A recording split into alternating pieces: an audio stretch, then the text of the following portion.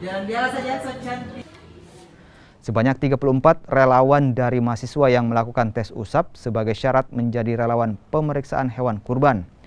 Tes usap dilakukan untuk memastikan bebas dari COVID-19 sebelum para relawan menjadi petugas pemeriksaan postmortem di lokasi pemotongan hewan mulai 20 Juli hingga 23 Juli 2021. Adik-adik relawan kita itu untuk diperiksa tes swab antigen, sehingga kita berani menjamin mereka bisa membantu kita semua di Kota Makassar ini dalam proses pemeriksaan postmortem. Jadi pada intinya untuk berikan jaminan kepada relawan dan panitia masjid untuk bisa melakukan pemeriksaan secara baik.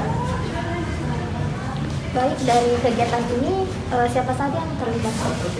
Ada beberapa instansi yang terlibat. Yang pertama tentu dari Prodi KH ya, khususnya PPDH Unhas, tentunya program studi kedokteran hewan Unhas, kemudian ada PDHI cabang Sulawesi Selatan dan pemerintah Kota Makassar khususnya